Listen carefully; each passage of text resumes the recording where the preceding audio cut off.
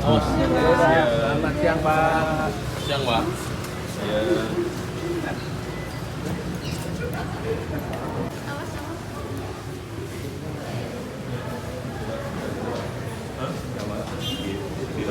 Oh, di sana.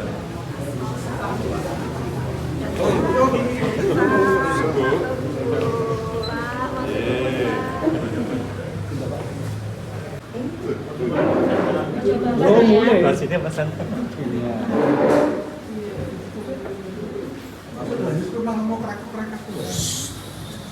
Selamat siang. Iya, Pak.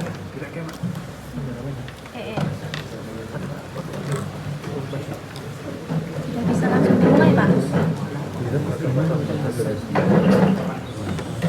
Silakan, Pak Ijo. Gimana? Gini, Pak, ya. berdiri atau duduk? Duduk aja, Pak. Pak, terkait tudingan dari Pak Agus Pambagio, Pak, bahwa yang menuding kalau Pak Jokowi yang bertanggung jawab dengan polemik di WUS, Pak. Seperti apa, Pak, tanggapannya?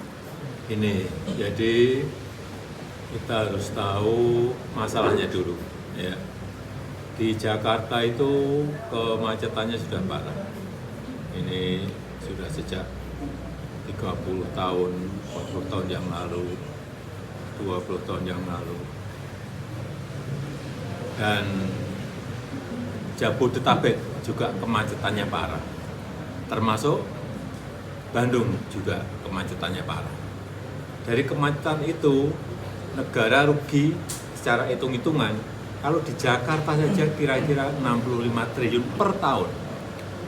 Kalau Jabodetabek plus Bandung, kira-kira sudah di atas 100 triliun per tahun. Nah, untuk mengatasi itu, kemudian direncanakan dibangun yang namanya MRT, LRT, kereta cepat, dan sebelumnya lagi KRL, ada juga kereta bandara, agar masyarakat berpindah dari transportasi pribadi, mobil atau sepeda motor ke kereta cepat, MRT, LRT, kereta bandara, KRL, agar kerugian itu bisa terkurangi dengan baik. Dan prinsip dasar transportasi massal, transportasi umum itu adalah layanan publik. Ini kita juga harus ngerti, bukan mencari laba. Jadi, sekali lagi, transportasi massal, transportasi umum itu tidak diukur dari laba, tetapi adalah diukur dari keuntungan sosial. Social return on investment. Apa itu? Misalnya pengurangan emisi karbon,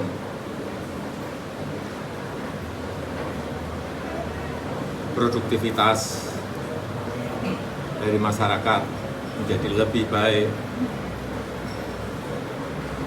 kemudian apalagi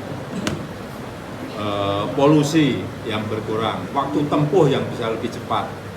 Disitulah keuntungan sosial yang didapatkan dari pembangunan transportasi massal. Jadi sekali lagi, kalau ada subsidi itu adalah investasi, bukan kerugian. Kayak MRT,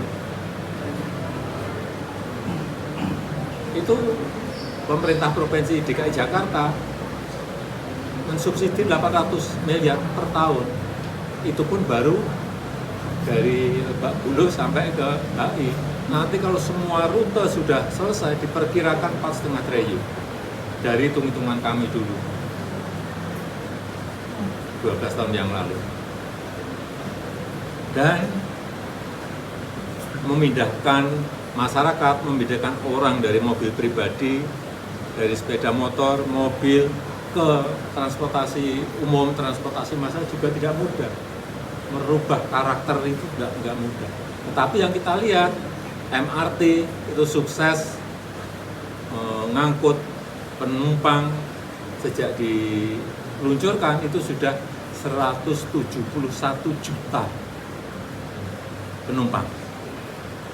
Kereta cepat sejak mulai meluncur sampai sekarang sudah mengangkut 12 juta orang dan yang lain-lainnya. KRL saya belum punya data, LRT saya belum punya data. Tetapi dari MRT tadi 171 juta penumpang, kemudian kereta cepat 12 juta penumpang, itu patut kita syukuri karena sudah ada pergerakan perpindahan dari mobil pribadi, dari kendaraan masuk ke transportasi umum massal. Itu yang tidak mudah. Dan ini juga bertahap. Tidak langsung orang berbondong-bondong ke transportasi massal yang kita miliki, tidak. Jadi sekali lagi kita juga harus berhitung multiplier efek ekonominya. Contoh kayak kereta cepat menumbuhkan titik-titik pertumbuhan ekonomi, kemudian juga menumbuhkan UMKM, warung-warung yang berjualan di titik-titik pertumbuhan ekonomi baru itu. Kemudian wisata juga di Bandung saya kira dengan adanya bus juga bisa meningkat dengan baik, nilai properti juga naik karena adanya bus. Saya kira kemanfaatannya seperti itu. Dan sebagai pembanding, kalau kita lihat transportasi massal di negara yang lain juga sama, hitungannya pasti adalah itu hitungan investasi, baik di Korea, di China, di Jepang, di Eropa, seperti di Metro Paris, itu subsidinya juga hampir 50%.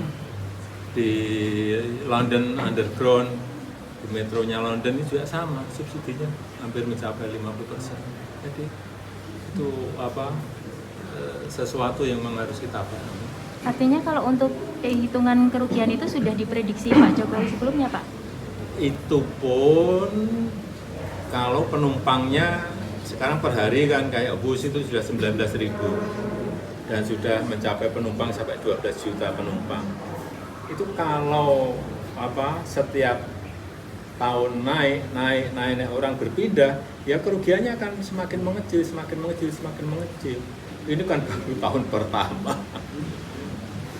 Mungkin diperkirakan EBITDA-nya juga sudah positif dan diperkirakan akan lebih turun lagi setelah 6 tahun. 6 tahun. Kalau untuk perkiraan, karena ini tergantung perpindahan orang ya, dari transportasi pribadi ke transportasi massal. Kalau tanggapannya yang kerugian bus ini tidak ditanggung APBN seperti apa? Itu kewenangan pemerintah. Saya nggak mau jawab.